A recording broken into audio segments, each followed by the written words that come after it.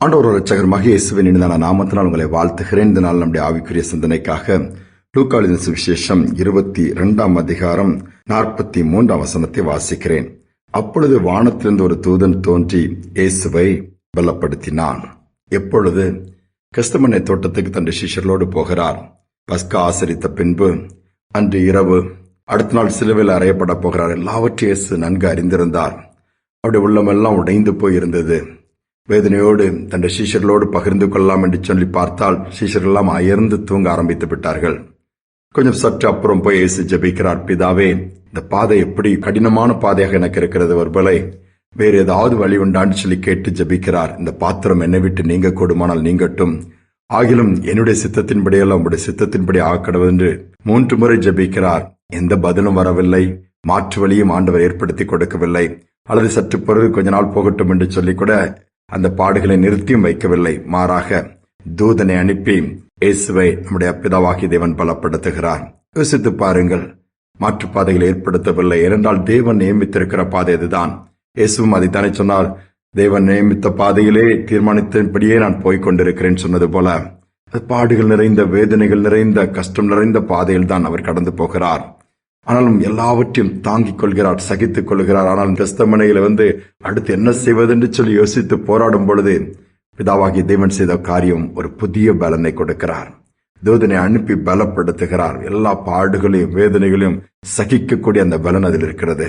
நம்முடைய வாழ்க்கையில் அநேக நேரம் பாடுகளின் பாதையில் போகும் பொழுது என் விண்ணப்பத்தை ஆண்டவர் கேட்கவில்லையே, எந்த பதிலும் வரவில்லைன்னு சொல்லும் பொழுது ஆண்டவர் அமைதியாக இருக்கிறார் என்று எண்ணிவிட வேண்டாம். மாறாக பலப்படுத்தி அந்த பாதையை கடந்து போக கிருபை பாராட்டுவார், தைரியம் கொடுப்பார். பார்க்கும் பொழுது எங்கு பார்த்தாலும் வேதனையான அனுபவங்கள். கேரளாவிலே பார்ப்போமானால் இந்த வயநாட்டில் எவ்வளவோ இயற்கையினால் அழிவுகள், ஒரு நிச்சயமற்ற சூழ்நிலையை தான் இன்று உலகம் சந்தித்துக் கொண்டிருக்கிறது. இன்னும் யுத்தங்களை பார்க்கும் பொழுது என்ன நடக்குமோ, 3வது வேர்ல்டு வார் வந்துவிடுமோ என்ற ஒரு பதற்றம் உலகமெங்கும் பற்றி கொண்டிருக்கிறது.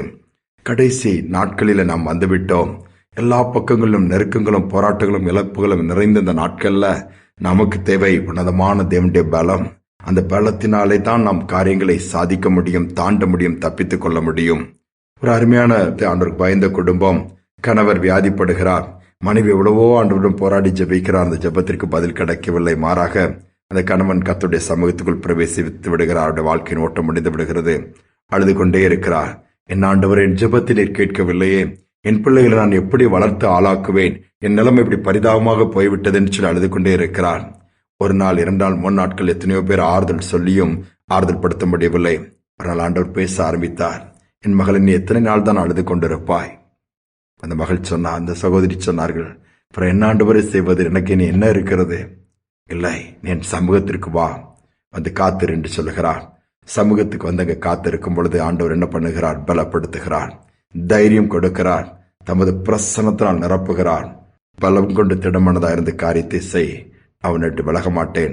உன் கணவன் என்ற சமூகத்தில் இழைப்பார். அவனுடைய காலங்கள் முடிந்து விட்டது, உன் காலங்கள் இன்னும் இருக்கிறது. உன்னை கொண்டு நான் செய்ய வேண்டியதை கடைசி வரை நான் கூட இருந்து செய்து முடிப்பேன் என்று சொல்லி வாக்கு கொடுக்கிறார். அந்த வார்த்தை, அந்த நேரத்தில் தேவன் கொடுத்த உன்னத பலம் அந்த சகோதரியை பலப்படுத்தி தொடர்ந்து பிள்ளைகள் காரியங்கள், குடும்பத்தின் காரியங்கள் எல்லாவற்றையும் பார்க்க ஏதுவாக இருந்ததாம். யோசித்து பாருங்கள். நம்முடைய ஆண்டவர் பலப்படுத்துவார். சோர்ந்து போக வேண்டாம். இந்த நாளில் முழுவதுமா தாழ்த்தி ஒப்பு கொடுத்து, உம்முடைய பாதத்துல நான் காத்திருக்கிறேன் அப்பா, உண்மைதான் என் கண்கள் நோக்கி இருக்கிறது, என்னை பலப்படுத்தும் சொல்லி கேளுங்க. நிச்சயமாகவே பலப்படுத்தி தொடர்ந்து நியமித்திருக்கிற பாதையில் ஓட கர்த்தர் கிருபை பாராட்டுவார். ஜெபிப்பும். அன்பின் தகப்பனே, இந்த புதிய நாளை கொடுத்ததற்காக உள்ளத்தின் ஆழத்தின் நன்றி செலுத்துகிறோம். இந்த நாளில் நம்முடைய சமூகத்தில் நாங்கள் தாழ்த்தி வந்து நிற்கிறோம் அப்பா. எங்கு பார்த்தாலும் ஒரு நிச்சயமற்ற ஒரு சூழ்நிலை, பயமும் திகிலும் மரணமும் நிறைந்த நாட்களிலே நீர் உம்முடைய ஒவ்வொரு பிள்ளைகளுக்கும் நீர்தான் பாதுகாப்பு.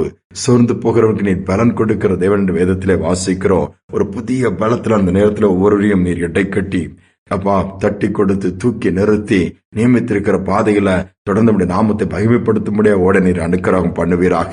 முடியலையே, இனி என்னால் செய்ய முடியாது என்று சொல்லி சோர்ந்து போய் உட்கார்ந்திருங்கள் கூட பலனை கொடுங்கப்பா. ஒரு மாற்றத்தை ஏற்படுத்துங்க. ஒரு புதிய வல்லமை நீர் கட்டளையிடுங்க.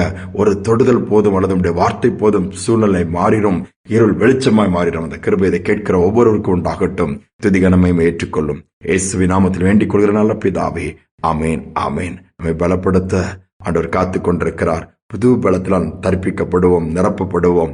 ஆண்டவர் தொடர்ந்து புதிய பாதையில் நடத்துவார். இந்த சிந்தனையோடு இந்த நாளை தொடருவோம். மீண்டுமாய் நாளை தினம் சந்திப்போம்.